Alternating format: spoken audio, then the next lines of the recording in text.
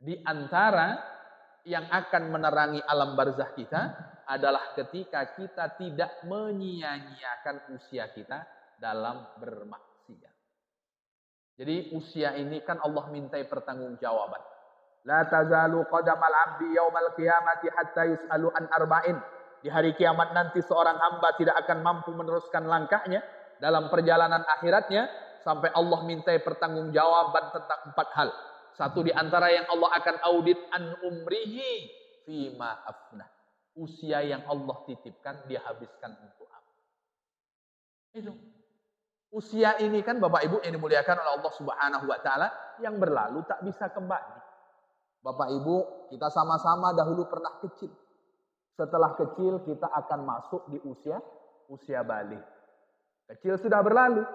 Sejak usia balik, itu usia yang Allah mintai pertanggungjawaban sampai nanti kita menghadap Allah Subhanahu wa taala. Kita habiskan untuk apa usia kita?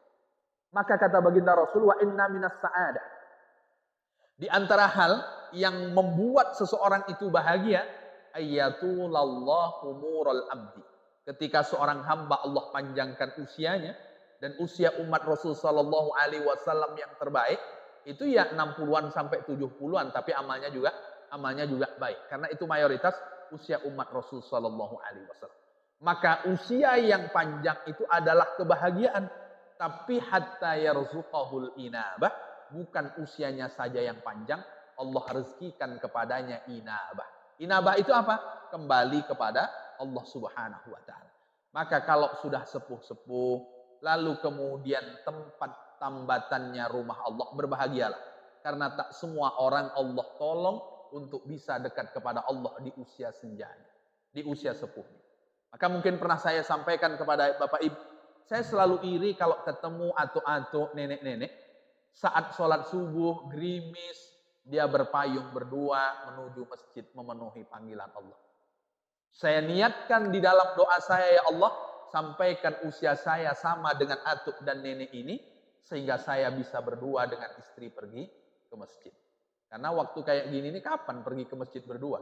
Tak mungkin anak yang masih kecil ditinggal di rumah. Maka kalau kemudian kita sudah tidak disibukkan dengan anak, lalu kemudian kita bisa berdua jalan ke masjid, itu merupakan nikmat yang luar biasa, kebahagiaan yang luar biasa yang Allah karuniakan. Kalau sudah atuk-atuk dan nenek-nenek pergi ke masjid, kira-kira kecepatan perjalanan kakinya berapa kilometer per jam, Bapak Ibu? Macam pengantin baru.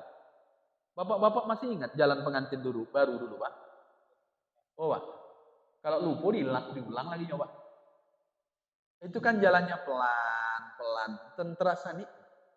Dan kalau masih bisa berdua taat kepada Allah, berarti dia tidak ingin hanya di dunia saja, satu atap di rumah, tapi lalu kemudian berbeda atap di dalam surga Allah Subhanahu wa taala. Itu kebahagiaan yang luar biasa.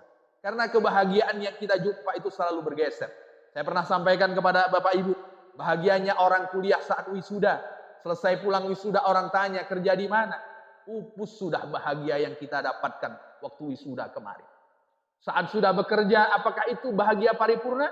Enggak, orang akan tanya, sudah menikah. Ditanya nikah, menderita dia. Akhirnya dia tunggu masa paling bahagia saat menikah. Menjadi raja satu hari, menjadi ratu satu hari.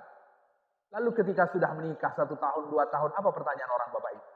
Sudah punya anak.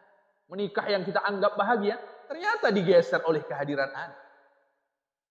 Ketika punya anak bahagianya luar biasa, seiring dengan berjalannya waktu anak akan dipinang oleh orang, lalu kemudian sudah tidak satu atap lagi dengan kita. Itu yang kita anggap paling bahagia, ternyata akan tergeser lagi oleh orang yang lain. Bagi yang sudah menjadi atuk nenek, paling bahagia kapan? Saat punya cucu. Ketika cucu besar, juga cucu tidak seperti dahulu waktu kecil. Maka pasti akan tergeser. Satu-satunya kebahagiaan yang tidak akan tergeser ketika usia kita panjang, lalu kemudian kita tidak sia-siakan dalam perbuatan maksiat, Allah tolong kita untuk bisa dekat kepada Allah Subhanahu wa taala. Terang alam barzah kita.